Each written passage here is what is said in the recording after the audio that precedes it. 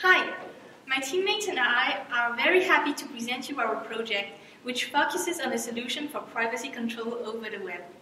Nowadays, website publishers and aggregators often collect their users' data in order to profile them, and this is why privacy has become a huge concern.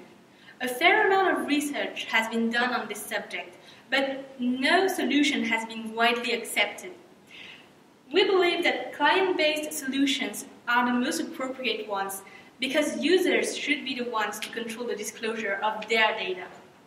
The paper on which our project is based proposes a very performant approach because it collects accurate user data while ensuring users' privacy. The system consists of three players: the client, the website publisher, and the aggregator, which produces histograms out of raw data.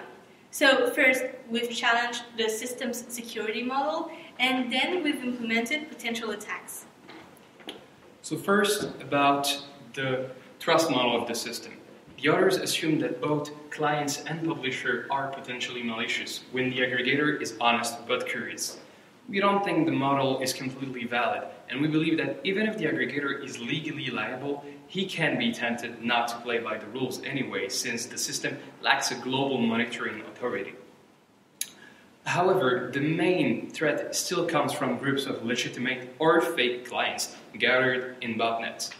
Botnets can be used to answer randomly to queries, hence polluting the aggregator's data and threatening its economic model.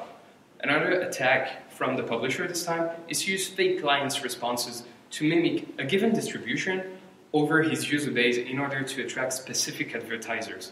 This is the attack we implemented. Now let's talk about experiments.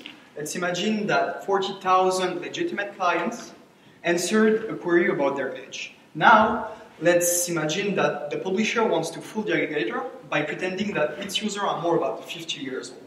We have implemented this attack using one single machine connected to Tor in order to change IPs on a regular basis.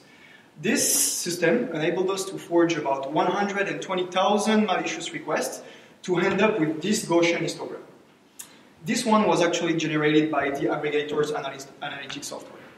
Now let's switch to improvements. The authors have chosen to omit the advertiser, and we think that it's a pretty bad thing since the advertiser provides the advertisement that are used by many web-based companies in their business model.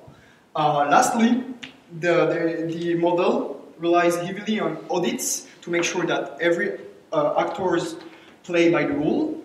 But the problem is this audit mechanism is based on client's IP, which is identification by assertion, and we know that it's a pretty bad thing. As a conclusion, we believe that despite its few flaws, the model is a good base for building that aggregation system. Another thing that would be interesting to study is the difference in workload with current systems and this system, especially with the aggregator, since we do believe that the aggregator has much more to do in here. Thank you for your attention. Have a good night.